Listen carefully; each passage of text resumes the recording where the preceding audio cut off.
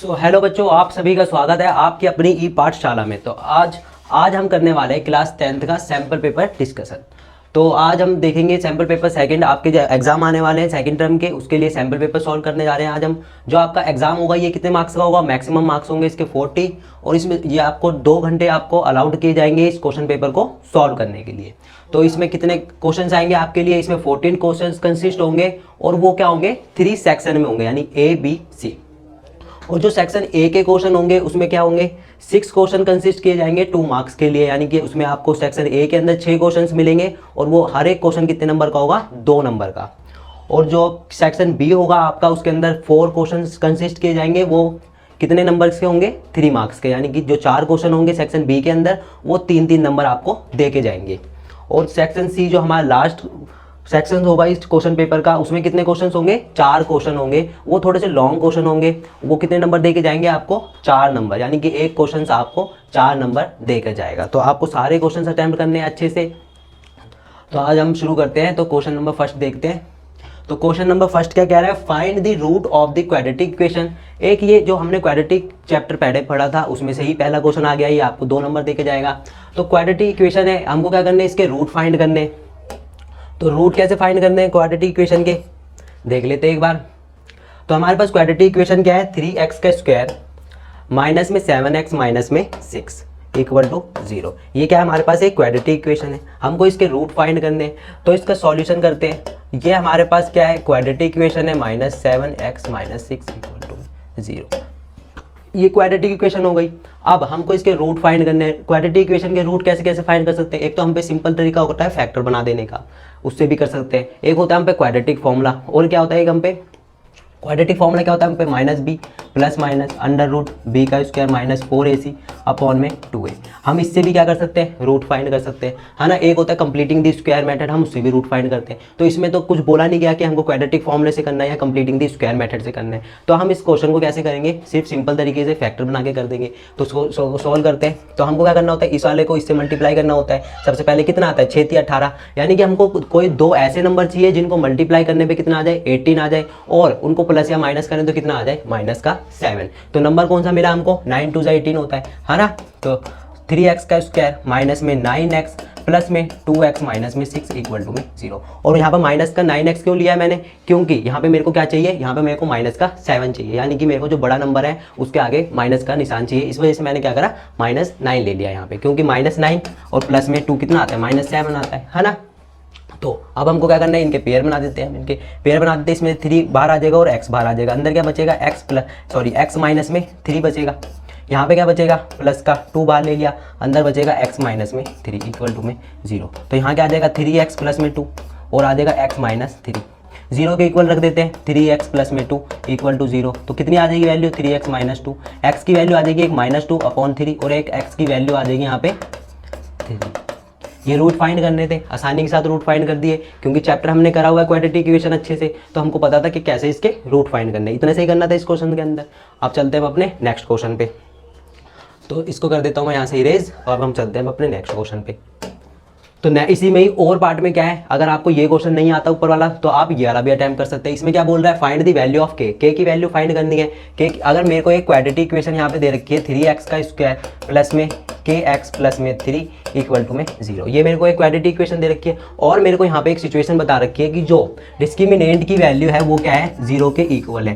0 के इक्वल क्यों है? क्योंकि यहाँ पे रियल एंड जो हमारे जो रूट फाइंड होंगे बाद में वो रियल और इक्वल होंगे। और रियल और इक्वल रूट कब फाइंड होते हैं? जब डिस्क्रिमिनेंट की वैल्यू 0 के बराबर होती है। ठीक है। तो यहाँ पे क्या है? हमारे पास एक क्वाड्रेटिक इक्वेशन है, हमको क्या करना है? a लिखना है 3 है, b की वैल्यू क्या है? यहाँ पे k दे रखी है, c की वैल्यू क्या दे रखी है हमको? यहाँ पे 3। डिस्क्रिमिनेंट कैसे फाइंड करते हैं? d इक्वल टू b का स्क्वायर माइनस में 4ac। यही होता है। डिस्क्रिमिनेंट की वैल्यू 0 दे रखी है तो 0 लिख देते हैं। b का स्क्वायर, b कितना है? k का स्क्वायर माइनस 4 इंटू a की वैल्यू क्या है हमारे पास? 3 है, और c की वैल्यू क्या है हमारे पास? 3 है। तो k का स्क्वायर माइनस में 4 12 36 आ गया। यहाँ पे k के स्क्वायर को हम इक्वल टू को ले जाते तो ये यहाँ बन जाएगा, और k की वैल्यू क्या आ जाएगी? k की वैल्यू क्या आ जाएगी? प्लस माइनस का 6, यानी कि k की वैल्यू एक 6 आ जाएगी और k की वैल्यू एक -6 आ आ जाएगी। यही करना था इस क्वेश्चन में। इनको इस क्वेश्चन में क्वाड्रेटिक इक्वेशन दे दी थी हमको और हमसे पूछा था के की वैल्यू, तो हमने के की वैल्यू यहाँ पे रूट फाइंड कर दिए। और हमने ये डिस्क्रिमिनेंट की वैल्यू 0 क्यों ली, क्योंकि यहाँ पे इन लोगों ने हमको एक सिचुएशन दे रखी थी कि जो रूट होंगे आपके वो क्या होंगे, रियल एंड इक्वल फाइंड होने वाले हैं। तो इस वजह से हमको पता चल गया जो डिस्क्रिमिनेंट की वैल्यू है वो 0 के इक्वल है, तो हमने डिस्क्रिमिनेंट की वैल्यू 0 के इक्वल रख के हमने क्या कर दिया, के की वैल्यू फाइंड कर दी, जो चीज़ हमको करनी थी। तो ये क्वेश्चन हो गया क्लियर। अब चलते हैं हम अपने नेक्स्ट क्वेश्चन पे, तो इसको कर देते हैं हम क्लियर यहाँ से। अब चलते हैं हम अपने नेक्स्ट क्वेश्चन पे। तो नेक्स्ट क्वेश्चन में क्या बोल रहा है देख लेते हैं एक बारी। नेक्स्ट क्वेश्चन में क्या बोला गया है कि 3 cube each of volume 64 centimetre cube are joined end to form a cuboid. यानी कि क्वेश्चन ने क्या बोला है, क्वेश्चन ने बोला है कि हमारे पास क्या है, 3 क्यूब है, एक पहले हम 3 क्यूब फॉर्म कर लेते हैं, 2 और 3 क्यूब हो गए हमारे पास। इनकी जो वॉल्यूम है, इनका जो वॉल्यूम है वो कितना दे रखा है हमको, 64 सेंटीमीटर क्यूब। इनकी वॉल्यूम हमको इतनी दे रखी है। उसके बाद क्वेश्चन ने क्या बोला है कि जो ये क्यूब है ना, इनको क्या कर दिया, इनको मिला दिया, तीनों क्यूबों को मिलाकर एक क्या फॉर्म कर दिया है, एक हमको क्यूबॉइड फॉर्म कर दिया है। तो हमसे क्या पूछा है, उस क्यूबॉइड का टोटल सरफेस एरिया, क्यूबॉइड का टोटल सरफेस एरिया पूछा है। तो बिल्कुल सिंपल सा क्वेश्चन है। जब हमको वॉल्यूम ऑफ क्यूब दे रखी है तो वॉल्यूम ऑफ क्यूब क्या होती है, वॉल्यूम ऑफ क्यूब क्या होती है, ए का क्यूब होती है ना।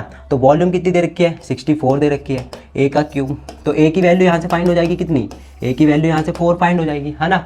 ए की वैल्यू 4 आ गई, तो यानी कि हमको क्या दे रखी है, 4 ये दे दी, 4 ये, 4 4 4, क्योंकि क्यूबॉइड जो क्यूब होता है उसकी सारी चीज़ें इक्वल होती है ना। अब सारी चीज़ें हम पे 4 4 आ गई। अब इस क्यूब से इन तीनों क्यूबों को मिला के क्या बना दिया, एक क्यूबॉइड बना दिया गया है। इस क्यूबों को मिला के एक क्यूबॉइड फॉर्म कर दिया गया है। तो इसकी लेंथ क्या हो जाएगी, जब ये सारे तीनों मिल जाएंगे ऐसे करके चिपक जाएंगे, ये तीनों ऐसे करके, तो ये सारे क्या होंगे, चिपक जाएंगे, ऐसे बिल्कुल सीधे हो जाएंगे, है ना। ये सारे चिपक गए तो एक क्यूब बन गया यहाँ पे। तो इसकी जो लेंथ हो गई, लेंथ क्या हो गई, ये 4 4 4, यानी कि प्लस प्लस, ये सारे प्लस हो गए तो कितनी हो गई लेंथ इसकी, 12 हो गई, लेंथ इसकी 12 हो गई। और जो इसकी ब्रेथ है, ब्रेथ तो इसकी सेम ही रहेगी।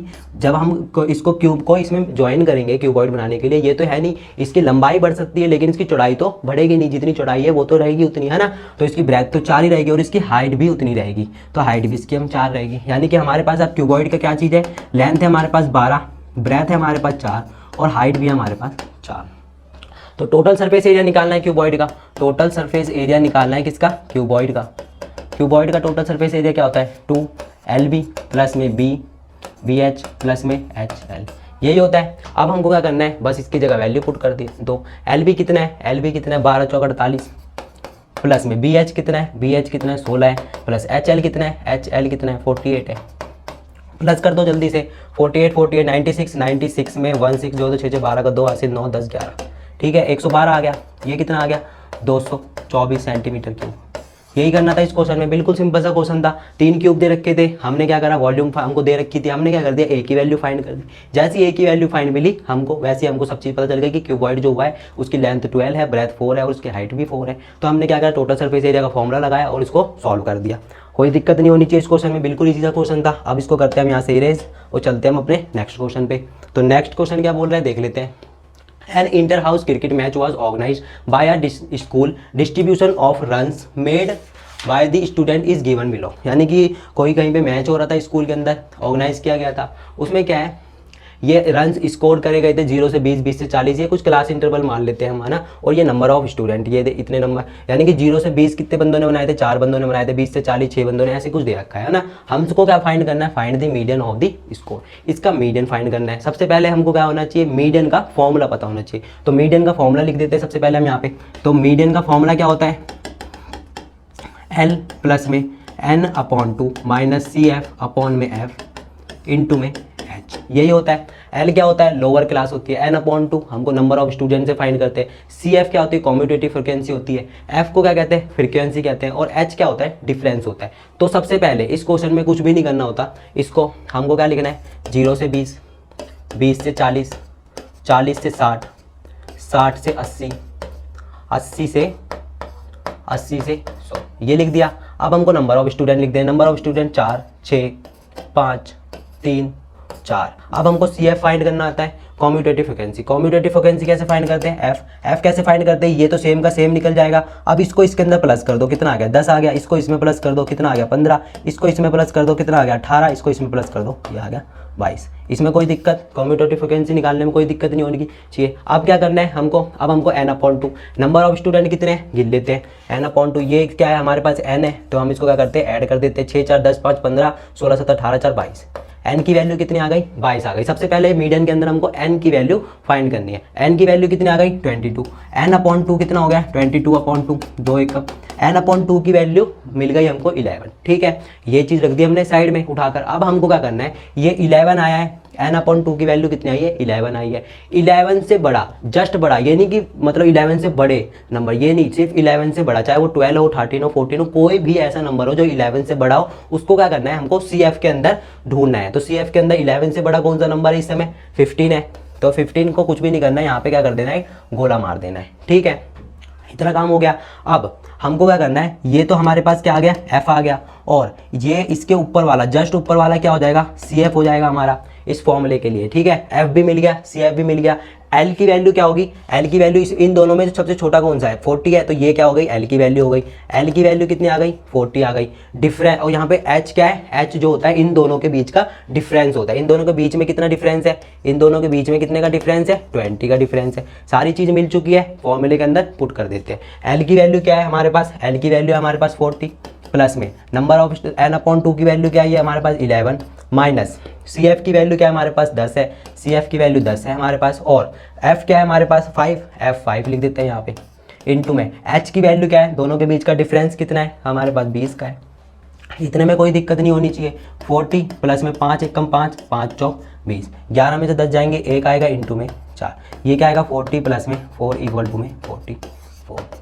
बिल्कुल सिंपल सा क्वेश्चन था, मीडियन फाइंड कर दिया। मीडियन आना था इस क्वेश्चन का, मीडियन फाइंड करना था। मीडियन का सबसे पहले हमको फॉर्मूला पता होना चाहिए, मीडियन का फॉर्मूला होता क्या है। फॉर्मूला जैसे ही हमको पता चलेगा फिर हमको पता चल जाएगा कि हमको फाइंड क्या क्या चीज़ें करनी है। और मीडियन के अंदर हमेशा याद रखना है, सबसे पहले n/2 की वैल्यू ही फाइंड करनी है। n/2 की वैल्यू जहाँ आपको मिली उसके बाद आपको सीधा CF में जाना है और देखना है कि n/2 की वैल्यू से हमारी जो भी आई है उससे बड़ा क्या है, यानी कि उससे जस्ट बड़ा। तो हमको यहाँ पे हमारी 11 आई थी और हमने यहाँ देखा जस्ट बड़ा कौन सा है 15 है। हमने क्या करा, वहाँ गोला मारा ऐसे करके और हमको वहीं से सारी चीज़ें मिल गई।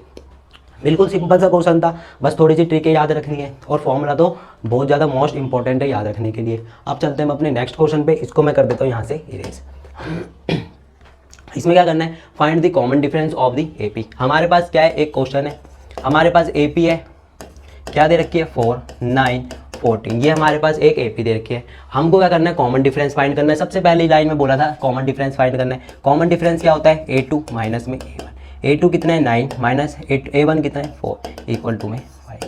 कॉमन डिफरेंस फाइंड हो गया। अब उसके बाद क्या करना है, if the first term changes to 6 and the common difference remain the same. दूसरी चीज़ में क्या बोला है कि जो AP, जो हमारे पास फर्स्ट AP थी, इसमें क्या थी, फर्स्ट टर्म क्या थी 4 थी, 9 थी, उसके बाद सेकंड टर्म भी, थर्ड टर्म थी 14, कॉमन डिफरेंस 5। लेकिन जो अब जो न्यू AP बनाने को बोल रहा है ये हमको क्वेश्चन, ये बोल रहा है कि जो इसकी फर्स्ट टर्म है वो 4 से चेंज होकर क्या बन गई 6 बन गई, यानी कि फर्स्ट टर्म तो हमारे पास 6 बन गई, और कॉमन डिफरेंस जो है हमारा वो फर्स्ट AP जैसा ही है, यानी कि 5 ही है कॉमन डिफरेंस। हमको क्या करना है, न्यू AP क्रिएट करनी है। बिल्कुल आसान सा क्वेश्चन था। फर्स्ट टर्म हमको दे रखी है, सेकंड टर्म के लिए क्या करते हैं हम, सेकंड टर्म के लिए क्या करते हैं A प्लस में D, तो A कितना है 6 प्लस में D कितना है 5, तो सेकंड टर्म क्या हो जाएगी यहाँ पे 11 आ जाएगी।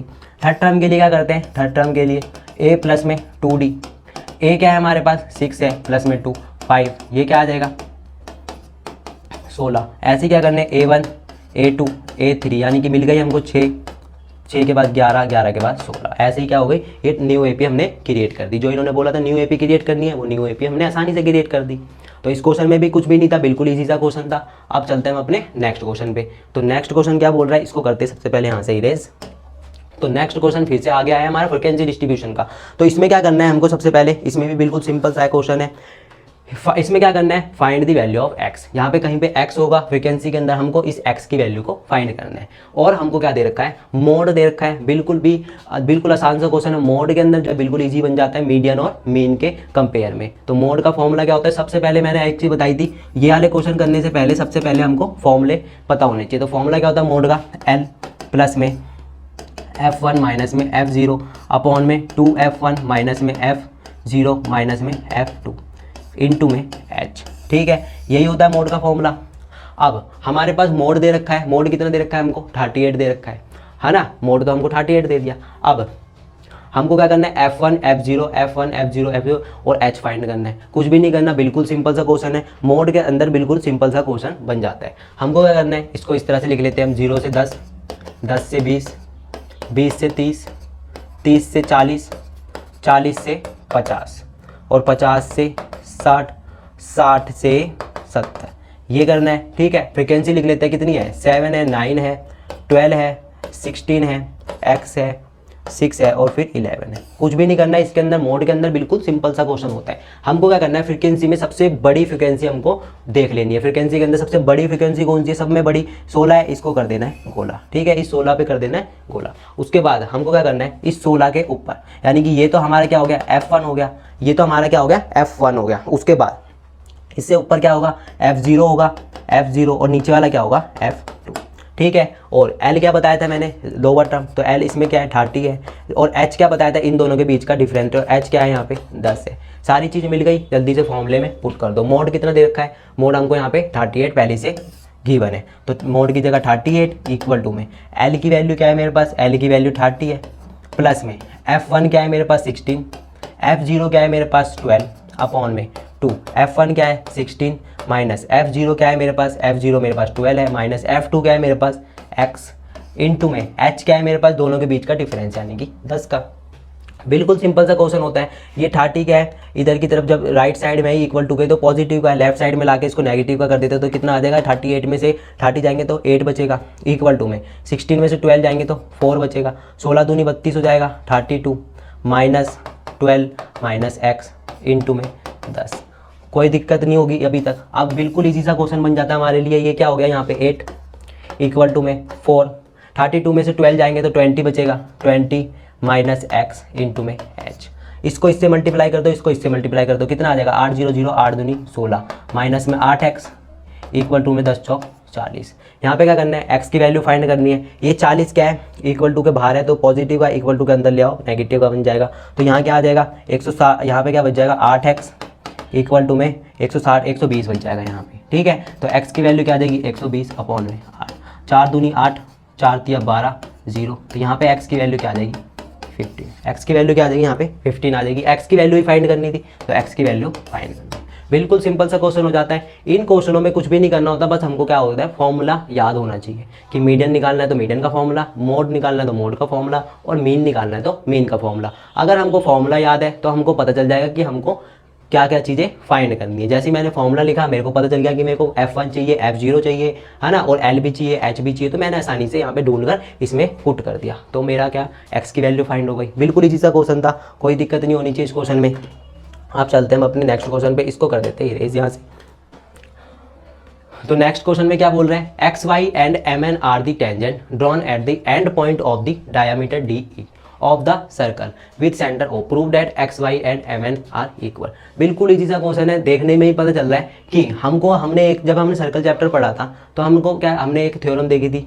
हमको क्या पता था कि कोई भी रेडियस जब सेंटर से ड्रॉ किया जाता है और वो अपने क्या कहते हैं यहाँ पे, जब वो यहाँ पे टच करता है अपने एक पॉइंट पे जाके, यहाँ पे टच करता है टेंजेंट पे जाके, तो वहाँ पे क्या बनाता है, कोई भी रेडियस क्या होता है जब वो ड्रॉ किया जाता है सेंटर से और वो टेंजेंट पे जाके क्या होता है टच किया जाता है, तो अपने वो एंडिंग पॉइंट पे क्या बनाता है 90 का एंगल बनाता है। यहाँ भी 90 का एंगल बनाएगा इस हिसाब से, क्योंकि यहाँ से भी रेडियस आ रहा है और ये टेंजेंट पे टच कर रहा है, तो इस टेंजेंट पे क्या बना देगा, ये 90 डिग्री का एंगल बना देगा।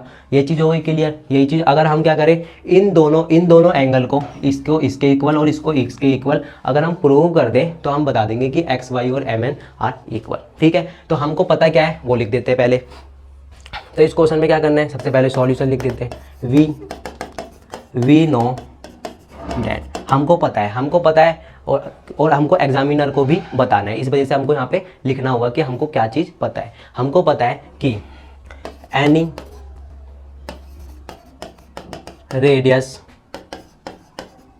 ड्रॉन फ्रॉम द सेंटर, कोई भी रेडियस जब सेंटर से ड्रॉ किया जाता है, it make an 90 degree angle at the ending point पे या टच पॉइंट पे लिख सकते हैं, है ना, या तो हम टच पॉइंट पे भी लिख सकते हैं, है ना, पॉइंट ऑफ कांटेक्ट भी लिख सकते हैं, क्योंकि यहाँ पे क्या होगा, यहाँ पे पॉइंट ऑफ कांटेक्ट है इसका टेंजेंट के साथ, है ना, तो यहाँ पे हम पॉइंट ऑफ कांटेक्ट भी लिख सकते हैं। यहाँ पे टच पॉइंट की जगह हम पॉइंट ऑफ कांटेक्ट लिख देते हैं, point of contact. Any radius drawn from the centre it make an 90 degree angle at the ending point, यानी कि पॉइंट ऑफ कांटेक्ट, है ना, वो क्या करता है 90 डिग्री का एंगल बनाता है। इस हिसाब से क्या हो गया, हम क्या कर सकते हैं, एंगल ओ डी एक्स किसके बराबर है, एंगल ओ डी वाई के। एंगल ओ डी एक्स किसके बराबर है, एंगल ओ डी वाई के, दोनों क्या है 90 डिग्री एंगल है। हम इसको क्या कर लेते हैं, फर्स्ट मान लेते हैं। उसके बाद अब यहाँ पे क्या है, एम एन भी तो एक क्या, अब हम दूसरे पार्ट पे आ जाते हैं। अब यहाँ पे क्या है, एम एन जो है एक टेंजेंट है, हम यहाँ पे भी लिख देते हैं। पहले हम इसका भी लिख देते हैं कि जो X and Y are tangent at point D, है ना, ये एक्स और वाई क्या है, X Y are tangent to the circle at point D. ये क्या है, एक्स वाई टेंजेंट थे कहाँ पे, to circle at point D. X and Y are tangent to circle at point D, यानी कि जो एक्स और वाई क्या थे, टेंजेंट थे और डी पॉइंट पे सर्कल से टच कर रहे थे। तो हमने क्या लिख दिया कि जो भी सेंटर से रेडियस ड्रॉ किया जाता है और वो क्या करता है, अपने पॉइंट ऑफ कांटेक्ट पे 90 डिग्री का एंगल बनाता है। ये हमको पहले से ही पता था। तो हमने क्या कर दिया, यहाँ पे एंगल ओ डी एक्स को क्या कर दिया, ओ डी वाई के इक्वल कर दिया। अब यही चीज़ हमको सेम इस तरफ भी करनी है, क्योंकि इस तरफ भी टेंजेंट है ना, एम और एन टेंजेंट है। तो हम चलते हैं अपने नेक्स्ट पेज पर। तो उस पर क्या है, एम, तो हम दूसरे उसके लिए क्या लिखते हैं, M and N, M and N are tangent to the circle at point, किस पे, कौन से पॉइंट पे छुए हुए हैं ये दोनों, ई पॉइंट पे छुए गए, तो ई पॉइंट पे लिख देते हैं, एट पॉइंट ई पॉइंट पे है ये दोनों टेंजेंट। उसके बाद हमको क्या करना है, यहाँ पे जब हमको वो यही चीज़ हमको यहाँ भी बतानी है कि कोई भी जो रेडियस होता है ड्रॉ किया जाता है सेंटर से, वो क्या करता है, अपना पॉइंट ऑफ कांटेक्ट पे 90 डिग्री का एंगल बनाता है। तो यहाँ पे भी हम वही लिख देते हैं,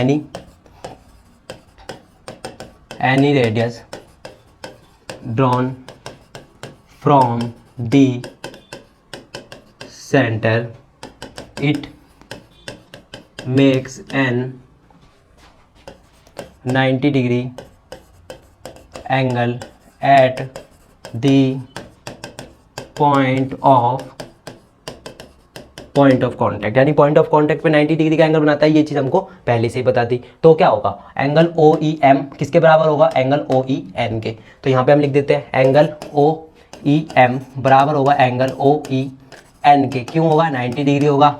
और क्यों होगा, इसलिए होगा क्योंकि जो सेंटर से कोई भी रेडियस ड्रॉ किया जाता है वो 90 डिग्री का बनाता है। अब ये क्या, अब इसको हम क्या कर लेते हैं, सेकंड लेट कर लेते हैं। यहाँ पे क्या है, यहाँ पे हमने फर्स्ट इक्वेशन बनाई थी तो हमने इसको फर्स्ट लेट कर लिया था, और पीछे क्या हमने सेकंड इक्वेशन बना दी तो हमने सेकंड लेट कर लिया। अब क्या कर सकते हैं, from first to second, first और सेकंड से हमको क्या मिल गया, फर्स्ट और सेकंड से अब हम क्या कर सकते हैं, इसको एक दूसरे के बराबर प्रूव कर सकते हैं। यानी कि एंगल ओ डी एक्स किसके बराबर होगा, एंगल ओ ई एम के, ओ ई एन के। एंगल ओ डी एक्स बराबर एंगल ओ ई एन के। और क्यों होगा, अल्टरनेट इंटीरियर एंगल होगा। वैसे ही एंगल क्या होगा यहाँ पे, angle O D Y, angle O D Y किसके बराबर होगा, एंगल ओ ई एम के। क्यों होगा, अल्टरनेट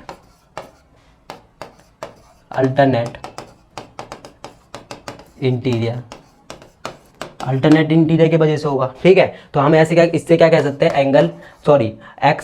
एक्स वाई पैरेलल क्या होगा, एम एन के। बस इतना सा ही प्रूव करना था कि एक्स वाई पैरेलल है एम एन के। तो हमने बता दिया कि एक्स वाई पैरेलल किस लिए है, एम एन के। पहले से हमको पता था कि एक्स वाई पैरेलल होता है एम एन के, लेकिन हमको प्रूव करके बताना था कि ऐसा क्यों है। तो हमने प्रूव करके बता भी दिया। बस इस क्वेश्चन में भी कुछ नहीं करना था, बिल्कुल सिंपल सा क्वेश्चन था। अब मैं इसको करता हूँ इरेज। अब चलते हैं अपने नेक्स्ट क्वेश्चन पे। तो इसको यहाँ से इरेज कर देता हूँ। अब चलते हैं अपने नेक्स्ट क्वेश्चन पे। नेक्स्ट क्वेश्चन क्या है हमारा, नेक्स्ट क्वेश्चन हमारा NAP 5 8 11। हमारे पास क्या है, एक AP है 5 8 11। इसके अंदर कितनी नंबर ऑफ टर्म्स है, नंबर ऑफ टर्म्स कितनी है 40। फर्स्ट टर्म क्या है हमारे पास 5, कॉमन डिफरेंस निकाल सकते हैं A2 - A1 3 आ गया। आगे चलते हैं, find the last term. Last term find करना है यानी कि हमको AN फाइंड करना है। अब AN आसानी से फाइंड कर सकते हैं, A प्लस में n-1 इंटू में D। AN फाइंड करना है, A की वैल्यू क्या है 5, नंबर ऑफ टर्म्स कितनी है 40 - 1 इंटू में D की वैल्यू क्या है 3, कितना आ जाएगा 39 इंटू में 3। 5 प्लस में 9 3 27 का 7 कैरी 2 3 3 9 10 11 117 3 20 और 2 22 122। यानी कि AN की वैल्यू यानी कि लास्ट टर्म कितनी आ गई मेरे पास 122। यानी जो मेरी 40th टर्म होगी, इसमें इस AP के अंदर कितनी टर्म थी, कोई AP थी मेरे पास, तो इस AP के अंदर टोटल टर्म कितनी थी 40 1 to 40। जो पहली टर्म थी वो क्या थी हमारे पास 5, और जो 40 टर्म आई है मेरी वो कितनी आई है 122। अब यहाँ क्या बोला है, find the sum of the last 10 term of NAP। यानी कि लास्ट 10 टर्म की हमको सम फाइंड करना है। यानी कि हमको क्या फाइंड करना है, 1 से 40 तक नंबर थे इसके अंदर, हमको क्या करना है 31 से 40 तक के, 31 से 40 तक का हमको सम फाइंड करना है। यानी कि हमको 31st टर्म पता होनी चाहिए कि क्या थी। 31st टर्म कैसे फाइंड करेंगे, A 31 A प्लस में 30D। A क्या है मेरे पास, A मेरे पास 5 है प्लस में 30 इंटू में D क्या है मेरे पास 3 है। तो ये कितना आ गया, ये कितना आ गया 3 0 0 3 3 9 90, ये आ गया मेरे पास 95। A 31 मेरे पास क्या आ गया 95। A 31 से लेकर A 40 तक के मेरे को सम फाइंड करना है। तो सम का फॉर्मूला क्या होता है, सबका फॉर्मूला देख लेते हैं, n/2 A प्लस में L। L क्या है लास्ट टर्म, A क्या है फर्स्ट टर्म, और n/2 नंबर ऑफ टर्म्स कितनी है 10 है अपॉन में 2। A क्या है मेरे पास 95 प्लस में लास्ट टर्म कितनी है मेरे पास 122। तो ये क्या आ जाएगा, ये चला जाएगा पंजे में और ये आ जाएगा 95 में। जब मैं 122 प्लस करूँगा 122 और 95 5 2 7 9 10 11 का एक हासिल लगाए 1 2, तो ये आ जाएगा 217। ये क्या आ जाएगा 5 7 35 का 5 हासिल लगा 3 5 1 5 3 8 5 2 10 1085। बिल्कुल सिंपल सा क्वेश्चन था, बस हमको याद रखना था कि हमको करना क्या है। बिल्कुल इसी से क्वेश्चन आने वाले हैं आपके एग्जाम में, बिल्कुल ऐसे ही क्वेश्चन आएंगे आपके एग्जाम में। बस आपको क्या है कॉन्सेप्ट पता होना चाहिए, क्योंकि कॉन्सेप्ट एक मेन चीज़ होती है। अगर हमको किसी भी चीज़ का कॉन्सेप्ट पता है तो हम उस चीज़ को आसानी से सॉल्व कर सकते हैं। अब मैं इसको कर देता हूँ इरेज। अब चलते हैं अपने नेक्स्ट क्वेश्चन पे। तो जो आज हमने करे इस क्वेश्चन पेपर के सिर्फ 7 क्वेश्चन, और जो इसके और पार्ट के क्वेश्चन होंगे वो आपको हमारे इसी वीडियो के लिंक में मिल जाएंगे। तो जब तक के लिए जय हिंद जय भारत। जब तक आप इन क्वेश्चनों की प्रैक्टिस करिए अच्छे से, अगले पार्ट में हम इसके आगे के क्वेश्चन भी लेकर आने वाले हैं। तो जब तक के लिए जय हिंद जय भारत।